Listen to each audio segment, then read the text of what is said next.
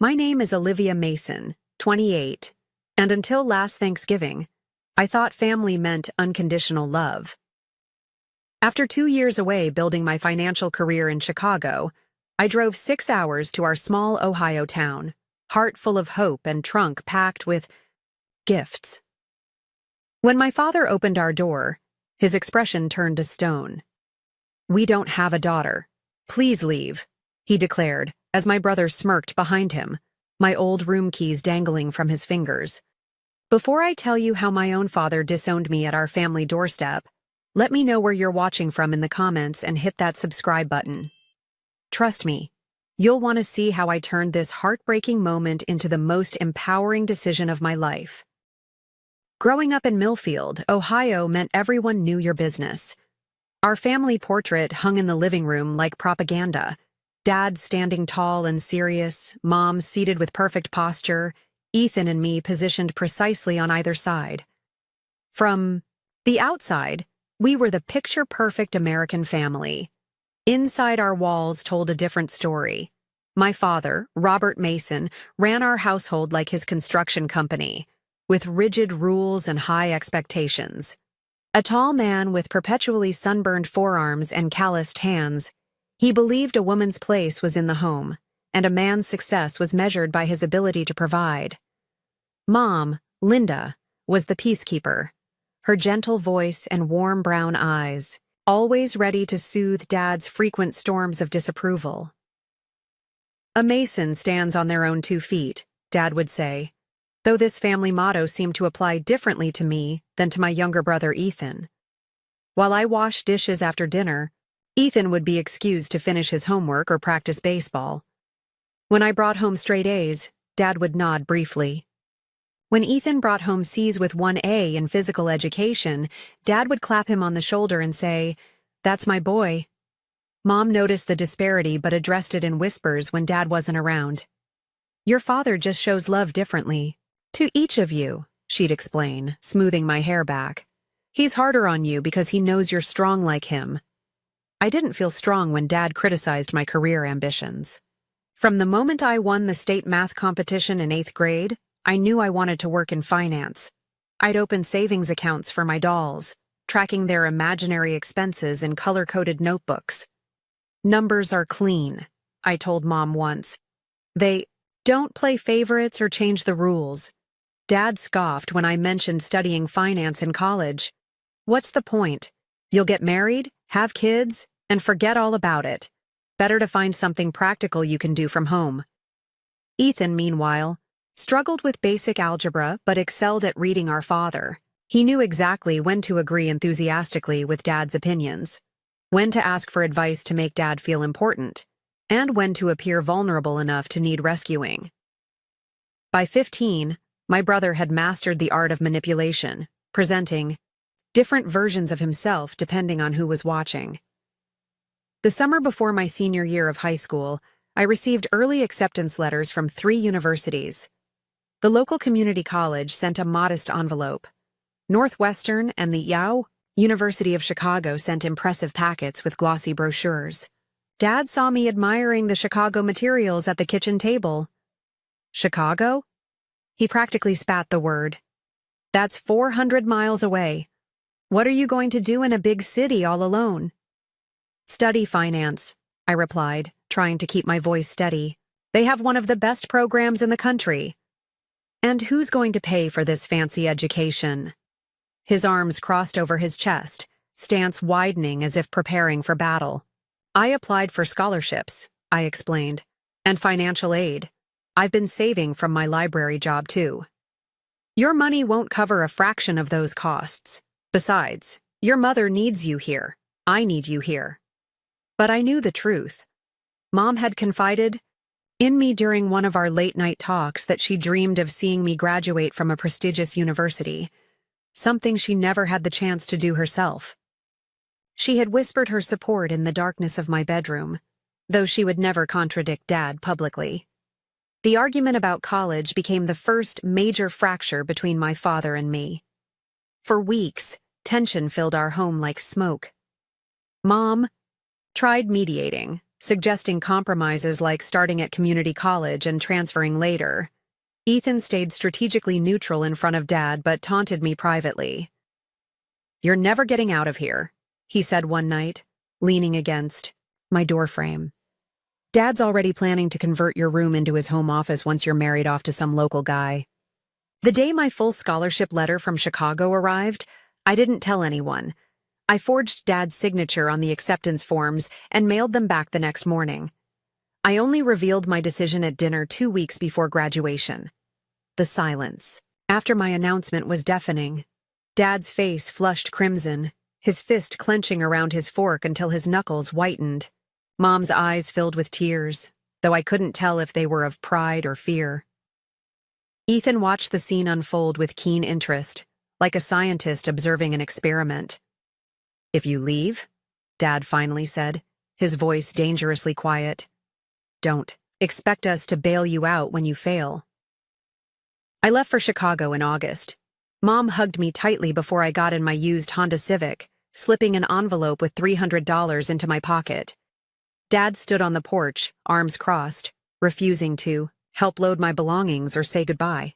Ethan watched from the window, already measuring my room for his expanded gaming setup. That day, a piece of my heart stayed behind in Ohio, buried somewhere beneath the floorboards of my childhood home. But another part of me, a stronger, more determined part, faced forward toward Chicago and never looked back. Chicago embraced me like a long-lost friend. The city's energy matched my ambition, its towering skyscrapers housing the financial institutions I dreamed of joining. My dormitory roommate Jessica quickly became my first real friend, accepting me without the weight of hometown expectations. "Your family sounds intense," she commented after hearing snippets of my background. "But you're free now. You get to decide who you want to be." Those words became my mantra through 4 grueling years of study. While other students partied, I maintained a punishing schedule of classes, library sessions, and part-time jobs. Every aeon, my transcript felt like vindication. Every Dean's List recognition was ammunition against Dad's prediction of failure. Communication with my family dwindled to occasional phone calls with Mom. She would speak in hushed tones, often cutting conversations short when Dad entered the room. Holidays became exercises in compromise. Thanksgiving at a classmate's home, Christmas reduced to a tense 48-hour visit where Dad and I circled each other like wary animals. Ethan dropped out of community college after 1 semester, claiming the professors didn't understand his learning style. He launched a series of business ventures, a lawn care service that folded after 3 months, a sports memorabilia website that attracted a cease and desist letter for selling counterfeit merchandise, a food truck that failed health inspection. Twice! After each failure, he'd return to our parents' home, and Dad would welcome him with open arms and open wallet. "Your brother is trying to make something of himself," Mom explained during one of our calls. "Your father respects that he's staying close to home while he figures things out." I bit my tongue, knowing that pointing out the double standard would only hurt Mom. Instead, I channeled my frustration into my career. Upon graduation, I landed an entry-level position at a prestigious financial firm. My starting salary exceeded what my father earned after 30 years in construction.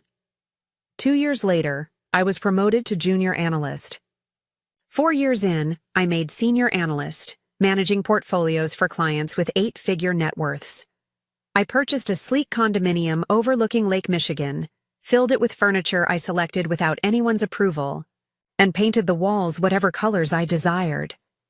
I built a chosen family from colleagues and friends who valued my intelligence and determination. My boss, a sharp-witted woman in her 50s, became the mentor I'd always craved. My circle of friends included people from diverse backgrounds who expanded my worldview beyond the narrow confines of Millfield. Then, on an ordinary Tuesday in my 5th year in Chicago, Mom called crying. "The bank is taking the house," she sobbed. "Your father's company lost their biggest contract, and we've fallen behind on payments. The foreclosure notice came today." My childhood home had never been a place of unmitigated happiness, but it was still where Mom lived, where her garden flourished in the backyard, where her handmade curtains framed the windows. Without thinking, I asked for the mortgage details. The next day, I contacted the bank and arranged to purchase the property. I used a substantial portion of my savings for the down payment and set up a dummy corporation as the official owner to keep my name off the paperwork. It was Mom's idea to keep the arrangement secret. "Your father would never accept this kind of help from you," she explained. "His pride wouldn't allow it. Let's just tell him the bank worked out a special refinancing plan." I agreed, wanting to spare both Mom and Dad the humiliation.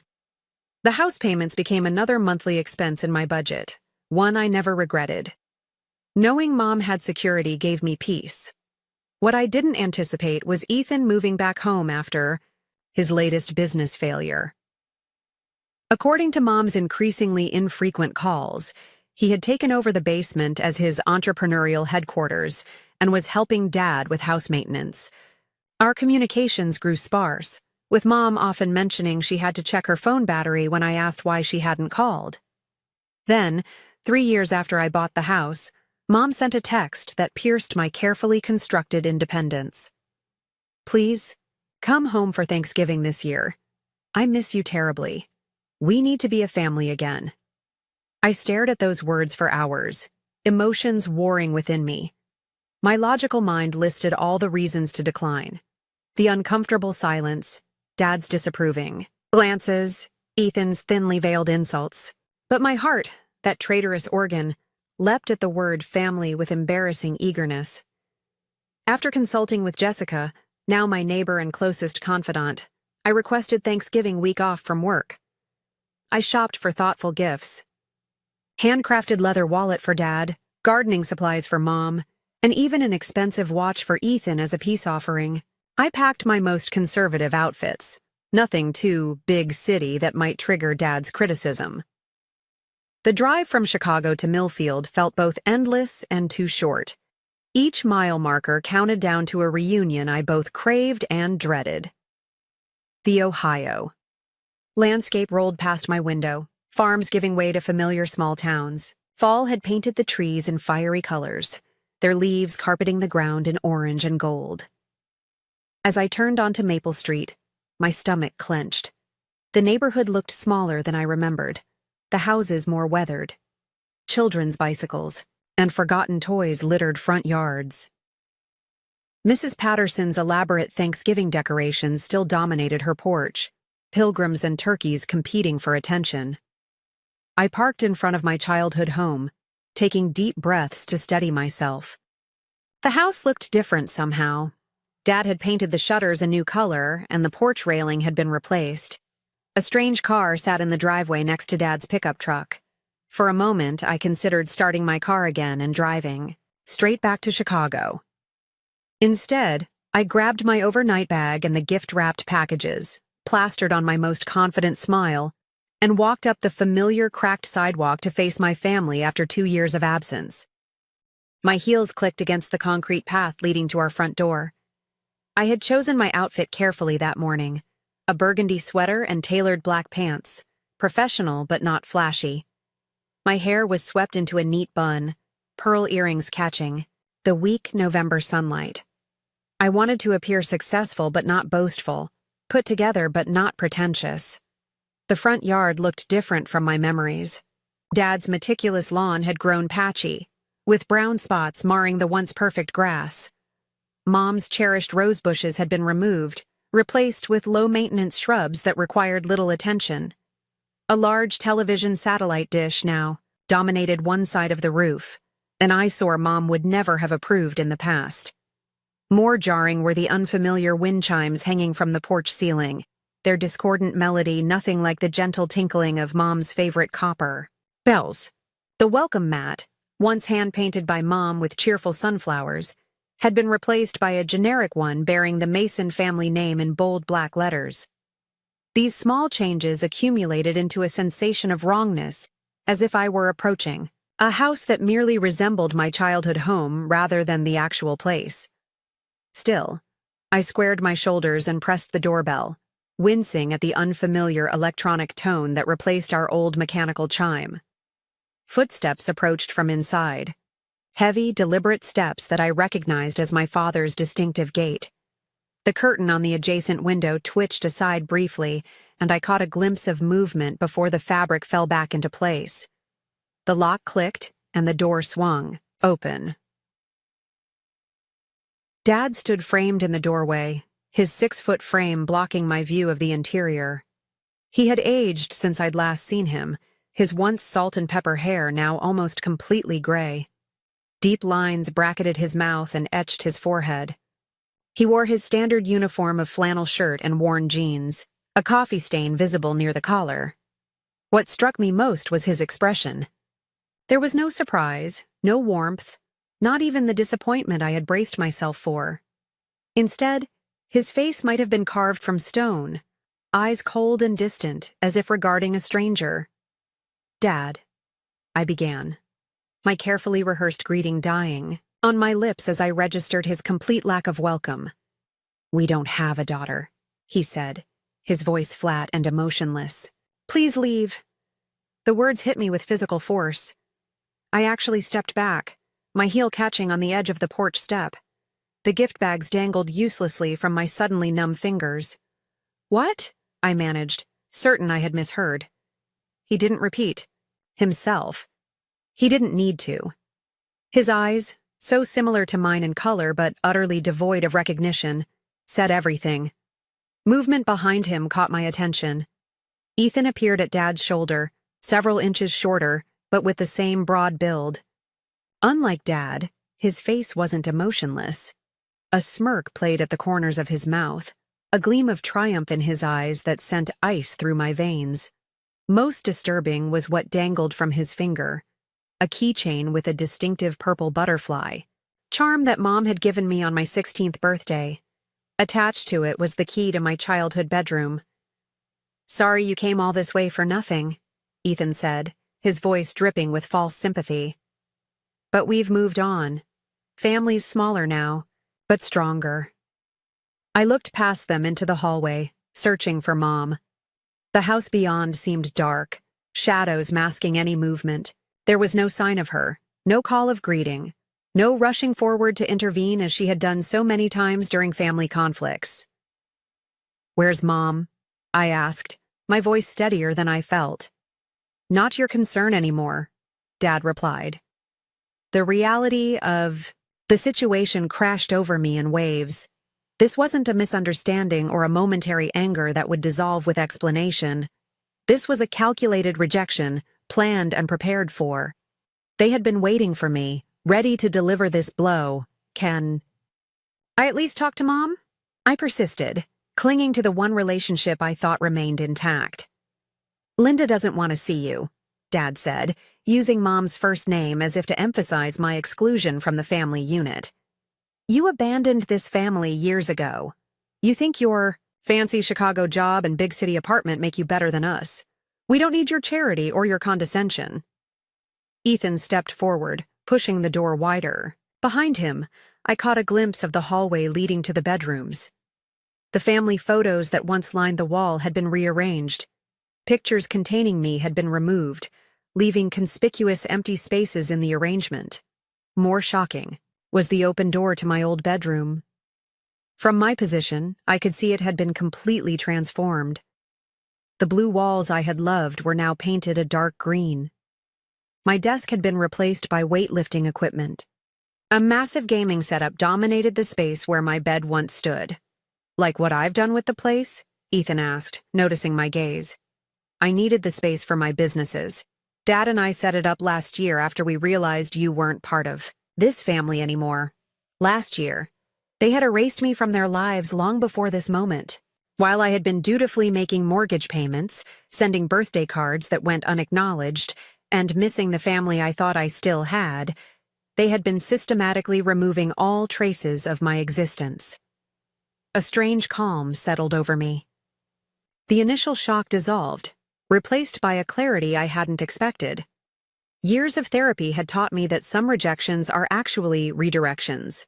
This moment, painful as it was, offered a fork in the road. I could beg for acceptance from people who had already decided to exclude me, or I could stand in my truth. "I understand," I said, my voice steady. "Thank you for making your position clear." Dad blinked, clearly expecting tears or arguments. Ethan's smirk faltered. I set the gift bags gently on the porch. Then I reached into my handbag and withdrew my phone. Dad's eyes narrowed with suspicion. "What are you doing?" he demanded. "Something I should have done a long time ago," I replied, scrolling through my contacts. "I'm calling the bank." 3 years earlier, I had been working late at my office in downtown Chicago when Mom's frantic call came through. Her voice had been raw from crying as she explained that the bank was foreclosing on their house due to missed payments. Dad's construction company had lost its biggest client after a dispute, and they were 6 months behind on the mortgage. "He won't tell anyone," she whispered. "He's too proud, but we'll be homeless in 30 days if something doesn't change." That night, I contacted my financial advisor and liquidated a significant portion of my investment portfolio. The next morning, I called the bank holding my parents' mortgage and arranged a meeting. Being in the financial industry gave me insight into how these transactions worked and what options were available.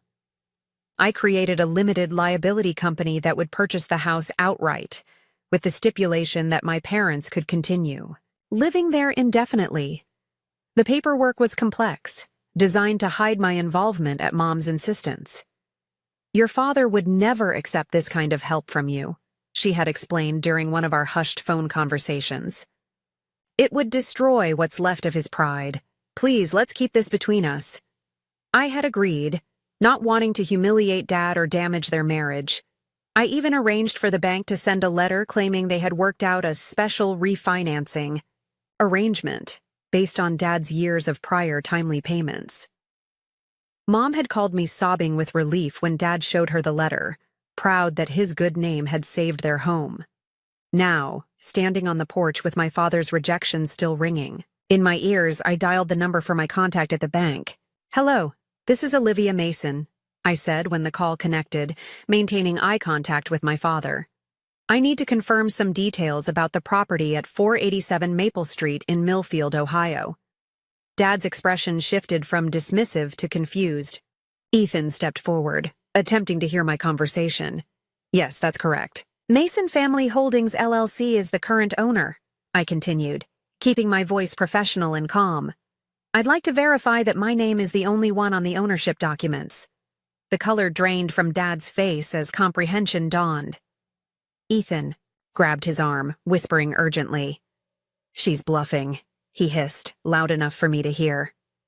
"Hang up now." I put the call on speakerphone.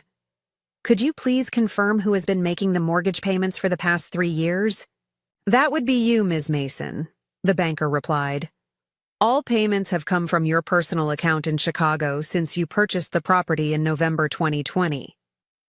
"Thank you," I said, ending the call and returning the phone to my purse. The silence that followed was absolute. Even the wind seemed to hold its breath as the truth settled around us like snow. Dad's face underwent a remarkable transformation. The cold rejection melted away, replaced by shock, then confusion, and finally the dawning horror of understanding. He gripped the doorframe for support, his knuckles whitening under pressure. "You?"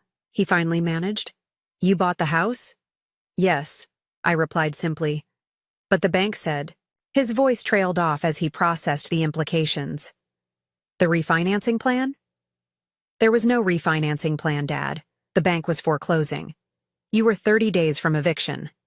I bought the house so you and Mom wouldn't be homeless." Ethan's face had turned an alarming shade of red. His confident swagger evaporated as he realized the ground beneath his feet quite literally belonged to me. "You're lying," he spluttered. "This is some kind of sick joke." "It's not a joke," came a new voice from inside the house. I looked past, Dad to see Mom standing in the hallway. She looked thinner than I remembered, her shoulders hunched forward as if carrying a great weight. Her hair had more gray than the last time I'd seen her, and dark circles shadowed her eyes. But her voice, despite its softness, held a newfound strength. "Olivia saved our home," she continued, stepping forward. "I asked her not to tell you, Robert. I knew your pride wouldn't accept help from her." Dad turned to stare at Mom as if seeing a stranger. "You knew? All this time?" She nodded, tears filling her eyes. "I couldn't let us lose everything. And Olivia was kind enough to keep it quiet, to protect your feelings." Movement across the street caught my attention. Mrs. Patterson stood on her porch, watching our family drama unfold with unconcealed interest. Next door, the Hendersons had paused their yard work to observe. Our private moment was becoming neighborhood entertainment. "We should continue this inside," I suggested, gesturing to our audience. Dad stepped back automatically, allowing me to enter my own property for the first time in years. The interior smelled different, a masculine combination of pizza and sports, equipment that had replaced Mom's usual scent of lemon polish and cinnamon. The living room furniture had been rearranged, Mom's carefully selected decor items replaced with Ethan's sports memorabilia and gaming trophies. Most painful was the wall of family photos. As I'd glimpsed from outside, all images containing me had been removed. The gaps left behind were like missing teeth in a smile, obvious and disturbing. "Where are my pictures?" I asked quietly. Mom looked at the floor. "Ethan took them down last. Christmas. He said seeing you hurt his eyes." "And you allowed it?" I turned to Dad. He had the grace to look uncomfortable but offered no apology. "Sit down, all of you," I said, taking control of the situation. "We need to talk about what's been happening here." Ethan remained standing, his posture defensive. "You can't just waltz in here and start giving orders." "Actually, I can," I replied evenly. "This is my house. I've been paying the mortgage for 3 years while you've been living here rent-free. So yes, I think I've earned the right to ask. Questions." Mom opened a drawer in the side table and pulled out a stack of envelopes. "These came for you," she said, holding them out with trembling hands. "I found them hidden in Ethan's room last week when I was cleaning." I took the envelopes, recognizing my own handwriting. Birthday cards, Christmas cards, notes I had sent to Mom over the past 2 years that she apparently never received. "You intercepted my mail?" I asked Ethan, disbelief coloring my voice. "You weren't part of this family anymore," he replied, but his defiance had a hollow quality. "Now." "You left us." "I left for college," I corrected. "I never left the family. I call Mom every Sunday. Or at least I tried to." Mom's eyes widened. "You haven't called in months." "I've called every week," I insisted. "The calls go to voicemail. My texts show as delivered but unanswered." Understanding dawned in Mom's eyes. She turned to Ethan, her expression hardening. "What did you do to my phone?" Ethan shrugged, but I could see panic building behind his nonchalant facade. "I upgraded your phone plan. Must have been some technical glitch." "It wasn't a glitch," I said, pulling out my phone again. "Show me your phone, Mom." She handed it over without hesitation. A few minutes of inspection confirmed my suspicion. Ethan had installed an app that filtered incoming calls and texts, blocking my number while making it appear that my attempts at communication never happened. "He told us you wanted nothing to do with us anymore," Mom said, her voice breaking. "That you were too busy with your fancy Chicago life to care about family." "And you believed him?" I asked, hurt evident in my voice. "No," she whispered. "Not really." But Robert did, and Ethan kept showing us social media posts of you at parties and restaurants, saying you were spending money on yourself while we struggled. "Social media posts I was tagged in by colleagues," I clarified. "Work functions and professional events. Not wild partying." Dad had sat silently through this exchange, but now he stirred. "The house transfer papers, I signed them. But they didn't say anything about you being the buyer." I nodded. "The LLC name deliberately obscured my involvement. Again, to protect your pride. And the letter from the bank about the refinancing. Plan? A fiction to make you feel better? He absorbed this, his weathered face revealing the internal struggle between gratitude and humiliation. For a man who built his identity on being the provider, discovering his daughter had secretly saved the family home was both relief and devastating blow. Ethan, sensing the momentum shifting against him, tried a new tactic. She's just trying to control us, he insisted. Make us dependent on her. She's always been jealous of me, of my relationship with you, Dad. Dad looked at his son with new eyes, really seeing him perhaps for the first time. Why would your sister be jealous of you? He asked slowly. She's successful, independent. She apparently has enough money to buy a house outright while supporting herself in Chicago. Because you always loved me more, Ethan blurted, his careful manipulation fracturing under pressure. She couldn't stand that I was your favorite. The room fell silent again. Mom looked as if she might be sick. Dad's expression was unreadable. Is that true? I asked quietly. Was he your favorite? My father couldn't meet my eyes. In his silence, I found my answer. The living room felt impossibly small as decades of unspoken truths pressed against the walls. The grandfather clock in the corner, a wedding gift to my parents from my maternal grandparents, ticked loudly in the silence. Outside, a car drove past, its radio momentarily filling the void with a cheerful Thanksgiving commercial jingle that felt jarringly out of place.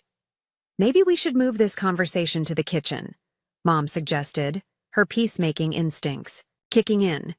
I can make coffee. No, I said firmly. I think we need to stay right here and finish this. I placed the stack of intercepted cards on the coffee table, spreading them out like evidence at a trial. I never abandoned this family. I sent cards for every birthday, every holiday. I called weekly. I texted almost daily. When you stopped responding, I assumed you were busy or upset, but I never stopped trying. Dad picked up one of the envelopes, examining his name written in my familiar handwriting. I never saw these. Because Ethan made sure you didn't, I said. Just like he made sure you didn't see the truth about the house. Ethan paced the living room like a caged animal, increasingly desperate as his carefully constructed narrative unraveled. Dad, she's twisting everything. She left us. She thinks she's better than us with her big city job and fancy degree. Is that why you told them I abandoned the family? I asked. Because I left Millfield? Because I pursued my education and career?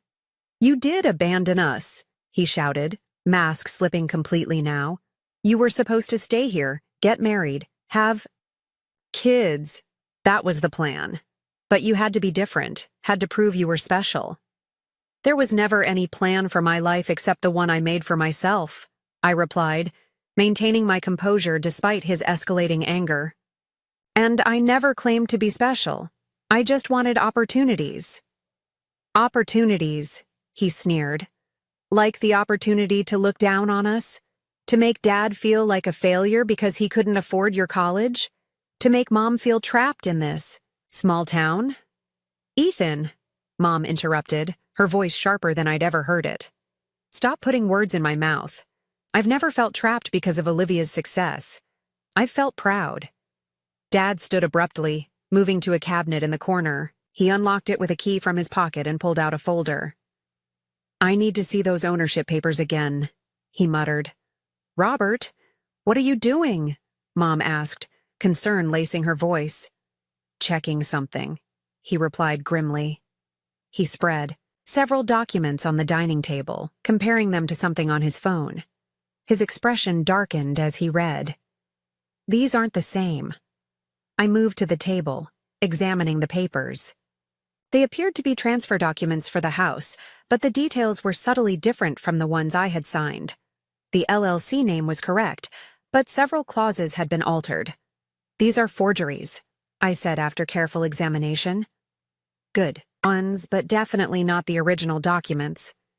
Dad's gaze shifted to Ethan, who had gone very still. Son, what do you know about this? Ethan's Adam's apple bobbed as he swallowed hard. It's just some paperwork, Nothing important. It's fraud, I corrected. Altering legal documents is a felony. The room temperature seemed to drop several degrees as the implications sank in. Dad's face hardened as he looked at his son with growing suspicion.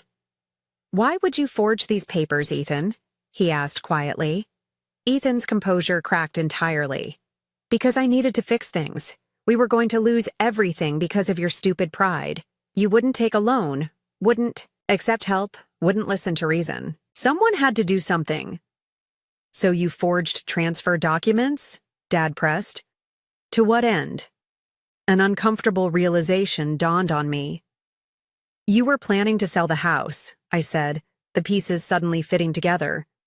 "These forgeries put your name on the ownership documents instead of the LLC. You were going to sell it out from under Mom and Dad." Ethan's silence confirmed my suspicion. "Is this true?"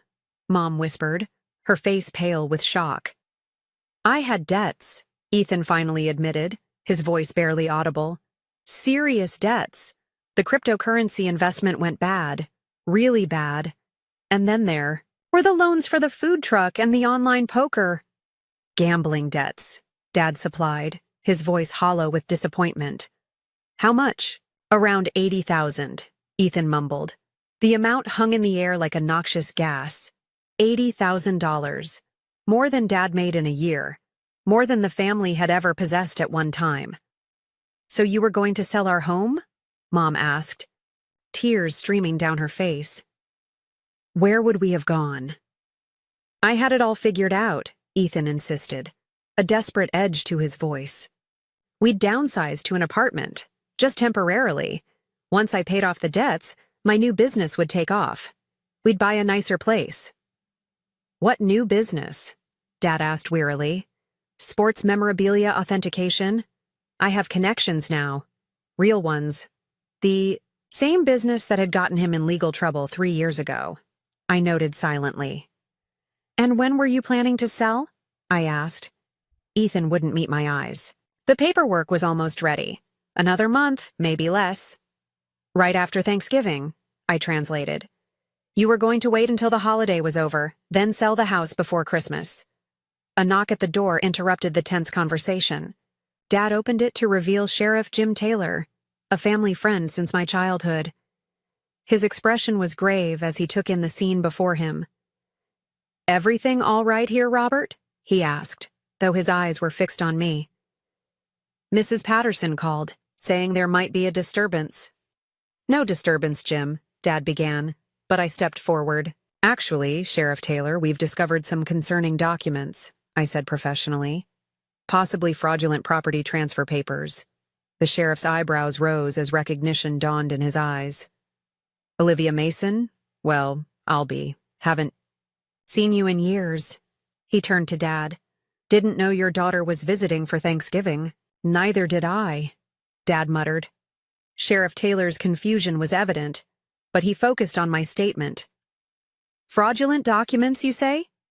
Ethan made a sudden move toward the back door, but Dad caught his arm in a vice-like grip. "No, son, you're staying. Right here to face this." "Face what?" Ethan challenged, though his bravado was clearly forced. "It's just a family misunderstanding." "Fraud isn't a misunderstanding," Sheriff Taylor said mildly. "Neither is theft of mail, if what I overheard is correct." Mom stepped forward, maternal instinct overriding her shock and disappointment. "Jim, please, it's Thanksgiving tomorrow. Can't we handle this as a family first?" The sheriff hesitated, decades of friendship with my parents warring with professional duty. Finally, he nodded. "Robert, Linda, I've known you both forever. I trust you'll contact me if you decide to pursue this officially." He turned to Ethan, his expression hardening. "And you, young man, might want to think very carefully about your next moves." After Sheriff Taylor left, an uncomfortable silence settled over the living room again. The family photos with their conspicuous gaps seemed to watch us accusingly from the wall.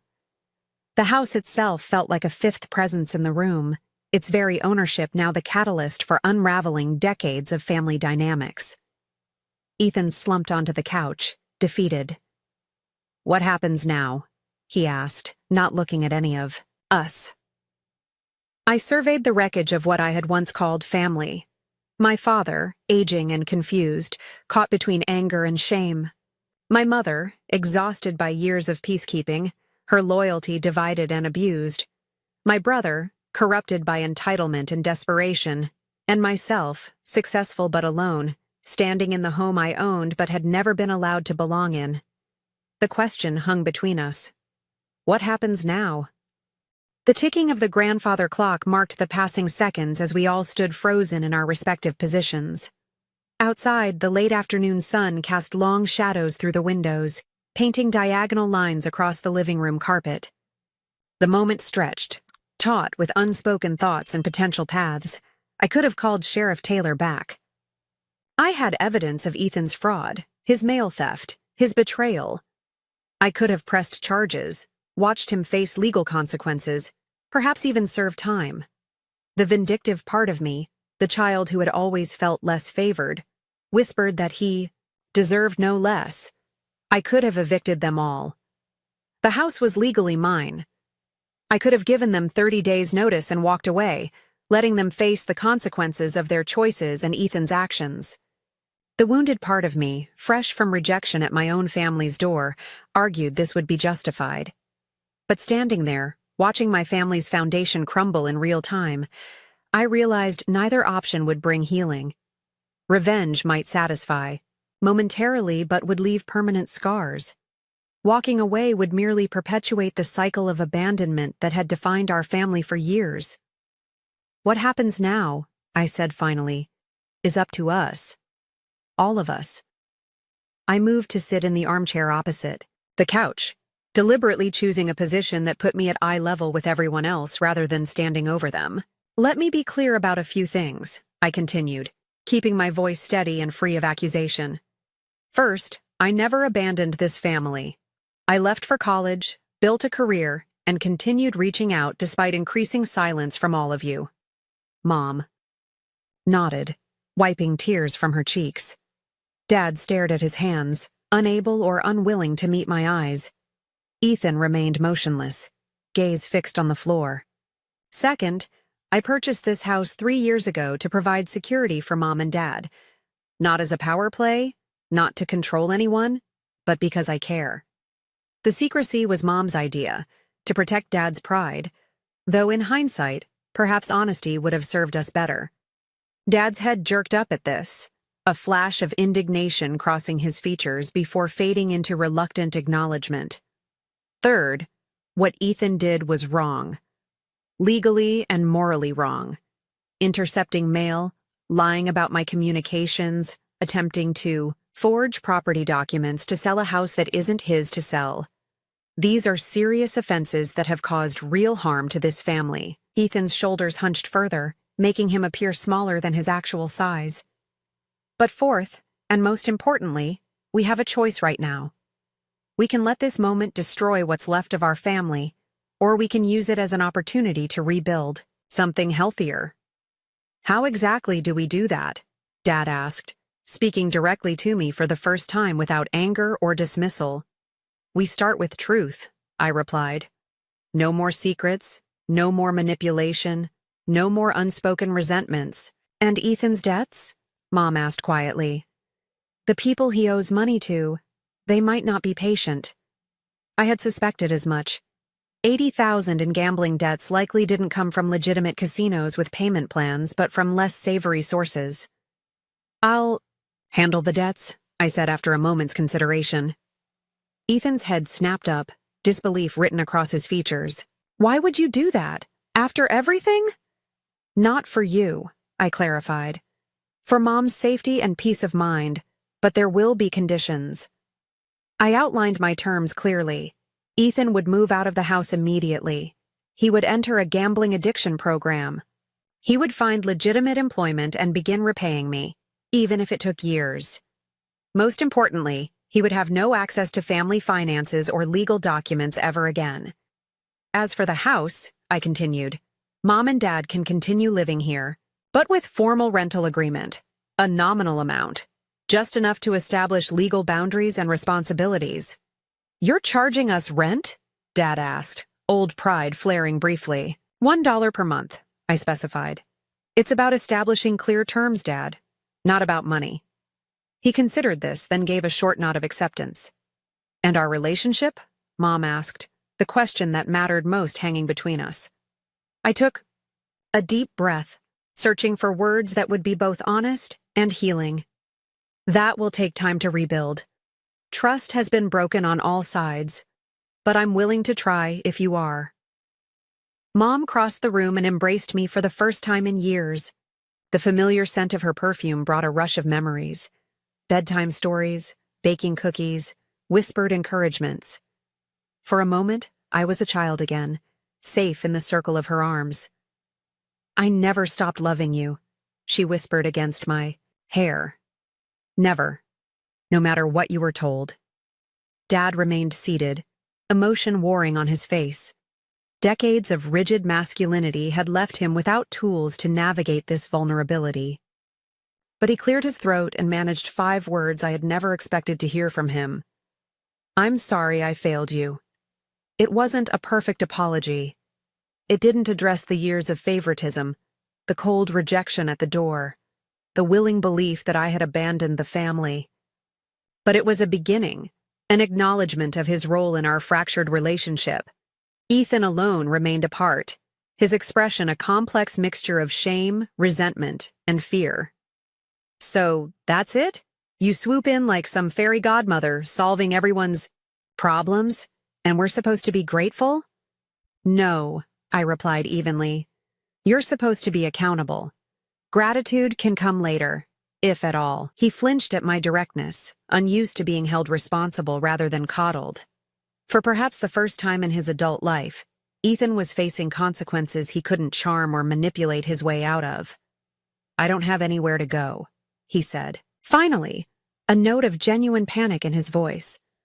"I've arranged a room at the Millfield Inn for tonight," I replied, having texted the arrangement while Mom embraced me. "Tomorrow we can discuss longer-term options, but you can't stay here." The next few hours passed in a blur of activity.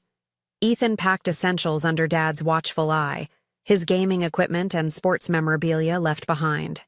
I drove him to the inn personally, maintaining a professional distance during the silent journey. "Why are you really doing this?" he asked as I handed him the room key.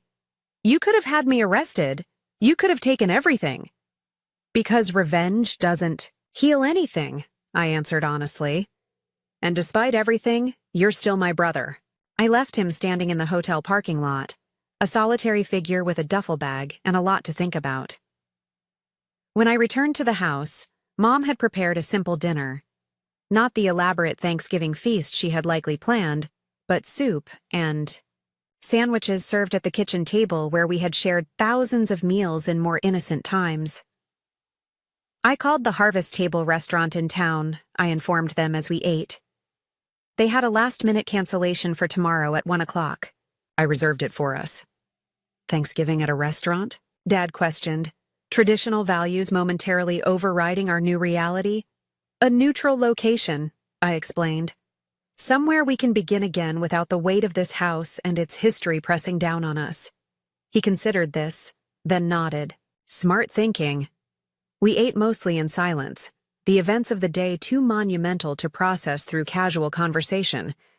But it wasn't the hostile silence of my previous visits, charged with unspoken resentments. This silence felt cleansing, like the quiet after a storm has passed, when the world is still dripping and damaged, but the thunder has ceased. After dinner, Mom showed me to the guest room, Ethan's recent occupancy evident in the hastily changed sheets and lingering scent of his cologne. She hovered in the doorway, clearly wanting to say more but unsure how to begin. "It's okay, Mom," I assured her. "We don't have to fix everything tonight." "I should have been stronger," she said, voice thick with regret. "Should have stood up to both of them, told you the truth about the house." "We all made choices," I replied. "Some better than others, but we're here now." She embraced me again before leaving, this hug longer and fiercer than the first, as if trying to compress years of missed embraces into one moment. Alone in the unfamiliar guest room, I messaged Jessica to update her on the situation, her supportive responses providing a lifeline to my real life in Chicago. Then I opened my laptop to check work emails, the familiar routine grounding me after the emotional upheaval of the day. A soft knock interrupted my work. Dad stood awkwardly in the hallway, holding 2 mugs of hot chocolate, a peace offering from my childhood. He had made it the same way he always had, with extra marshmallows floating on top, the way I had loved it at 8 years old. "Can we talk?" he asked, the question costing him visible effort. I accepted the mug and gestured for him to enter. He perched uncomfortably on the edge of the desk chair while I sat cross-legged on the bed, an unconscious recreation of our positions during rare father-daughter talks in my youth. "I was wrong today," he began, staring into his mug rather than at me. "Wrong about a lot of things for a long time." I remained silent, giving him space to find his words. "You asked if Ethan was my favorite," he continued, voice rough with emotion. "The truth is, you reminded me too much of myself, stubborn, smart, determined to carve your own path. I pushed against you because I saw my own weaknesses in your strengths. It wasn't the whole explanation. It couldn't account for years of unequal treatment. But it was more self-awareness than I had ever witnessed from my father." "I'm still angry," I admitted. "That won't disappear overnight." He nodded, accepting this truth. "Will you tell me about your life in Chicago? Your real life, not what Ethan made up." So I did. I told him about my apartment overlooking the lake, my promotion last year, the mentorship program I had started for young women in finance. I showed him photos of my friends, my volunteer work, the half marathon I had completed in the spring. He listened without interruption, occasionally asking questions that revealed genuine interest rather than judgment. When I finished, he sat, quietly for a moment, processing everything he had missed. "You built a good life," he said finally. "Without any help from me." "I would have welcomed your support," I replied honestly. "But yes, I did."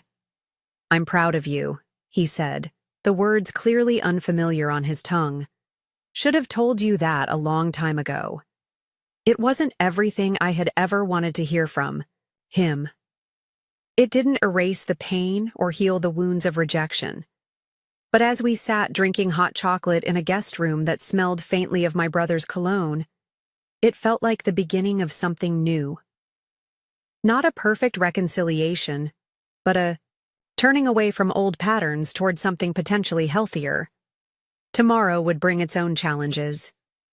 There would be awkward moments at the restaurant Thanksgiving, difficult conversations about Ethan's future, legal documents to correct, and years of misunderstandings to address. The road to healing would be neither straight nor smooth, but for the first time in years, it felt possible. Not because I had forced my family to accept me or because I had wielded my financial power to demand respect, but because truth, however painful, had finally broken through the walls of silence and deception that had isolated us from each other. As Dad left with a gruff goodnight, I realized that in losing the family I thought I had, I might eventually gain the family we could become. The house that had been the battleground today could transform into neutral territory tomorrow, then perhaps a genuine home again someday. It wasn't the Thanksgiving homecoming I had imagined, but perhaps it was the one we all needed. 6 months have passed since that fateful Thanksgiving day when I stood rejected on my own doorstep. Spring has painted Millfield in shades of green and pink, cherry blossoms framing the streets where I once rode my bicycle as a child. I sit on the porch swing of my childhood home, watching as Dad carefully prunes Mom's newly replanted rose bushes. He consults a gardening book between cuts, his methodical approach both familiar and new. The man who once claimed gardening was women's work now talks about soil pH and proper mulching techniques with surprising enthusiasm. So much has changed since that cold November day when truth burst through our family's carefully constructed facade. The changes weren't immediate or easy, but they were necessary. like setting a broken bone so it can heal properly instead of painfully misaligned. Dad enrolled in therapy the week after Thanksgiving, his decision shocking everyone who knew Robert Mason as the epitome of old-school masculinity. "Can't fix what you don't understand," he explained simply when neighbors raised eyebrows. 12 sessions later, he still struggles with vulnerability, still occasionally falls into old patterns of communication, but he's learning. We both are. The change most visible to outsiders is his relationship with Mom. She stands straighter now, speaks more freely. Their marriage has shifted from his dictatorship to something resembling partnership. Yesterday, I overheard them discussing vacation plans, Mom firmly advocating for the beach she's always loved rather than the fishing cabin Dad preferred. More surprisingly, he listened. "Your mother deserves to be heard," he told me later, the admission clearly still uncomfortable but genuine. "Been drowning out her voice for 40 years. Time to shut up and listen for a change." Mom has found her independence in small but significant ways. She joined a book club that meets weekly at the local library. She reopened the Etsy shop that Dad once dismissed as a hobby, selling her hand-knitted scarves and hats to customers across the country. She speaks up during family discussions rather than deferring automatically to Dad's opinions. Most meaningful, to me, she calls regularly without fear or secrecy. Our Sunday conversations have become a ritual we both cherish, no longer conducted in whispers or cut short when Dad enters the room. Last month, she visited me in Chicago for a long weekend, her first trip to see my life there. Watching her marvel at the lakefront view from my apartment, proudly wearing the dress I bought her at a boutique on Michigan Avenue, felt like reclaiming something precious we had both lost. As for Ethan, his journey has been more complicated. The initial months were rough, his resentment and entitlement deeply ingrained. He bounced between temporary accommodations, called Dad with melodramatic tales of hardship, and tested every boundary we established. Twice he relapsed into gambling, draining the small account I had set up for his living expenses. The turning point came in March when his latest manipulation attempt backfired spectacularly. He had told a local business owner that Dad was backing his new venture financially, leading to contracts being signed on false pretenses.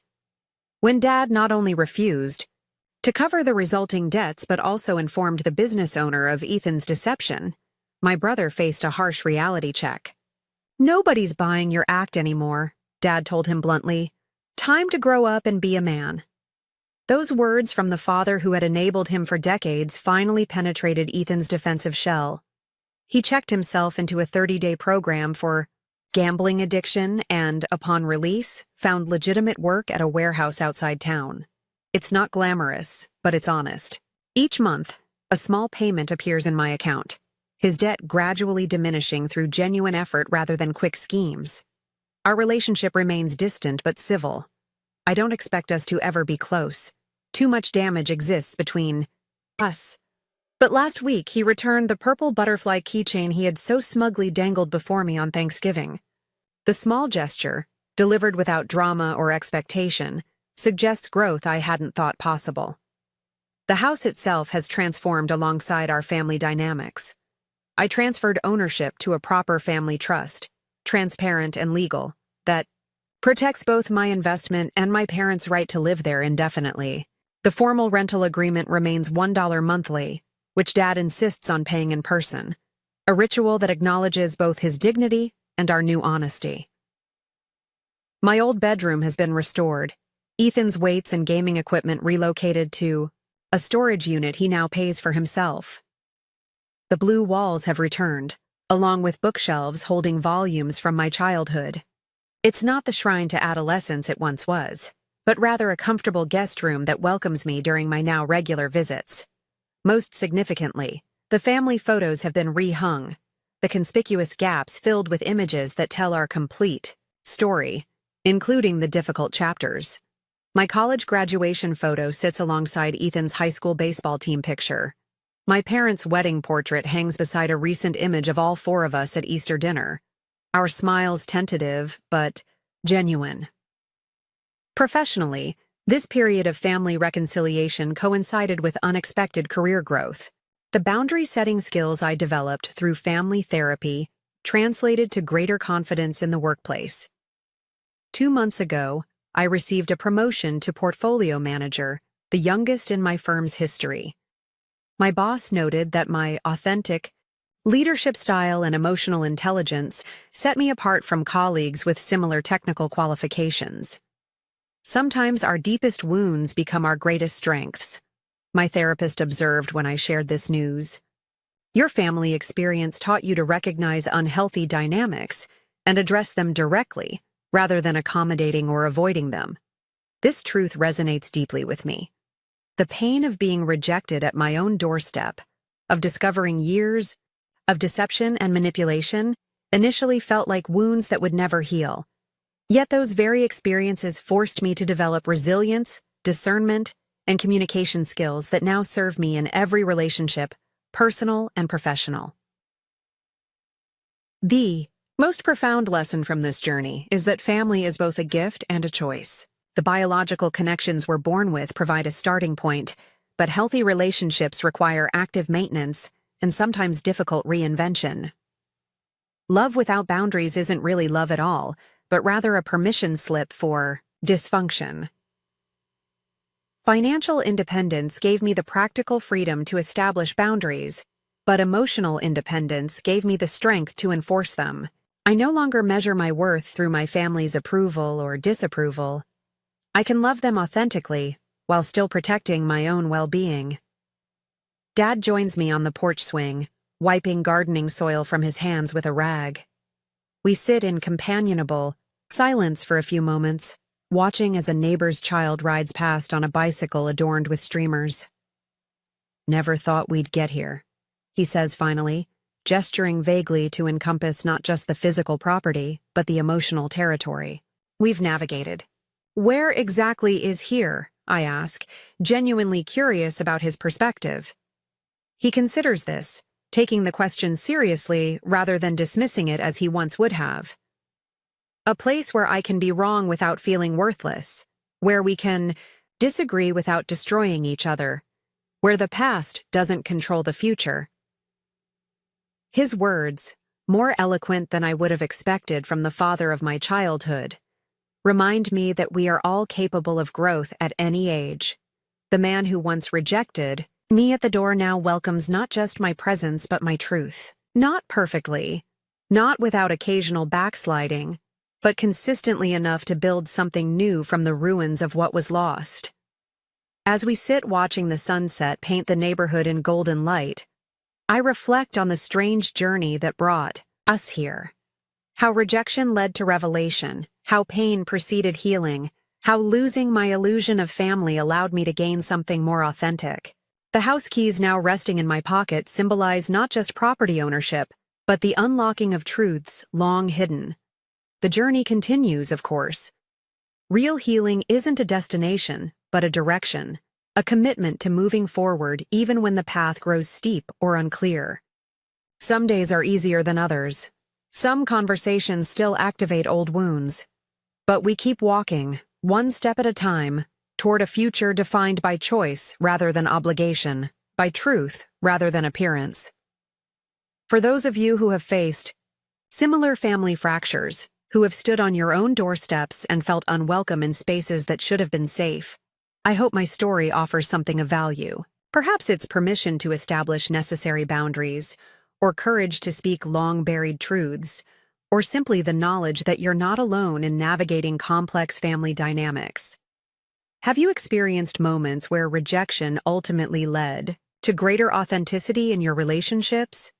How have you balanced maintaining boundaries with offering forgiveness? Share your thoughts in the comments below.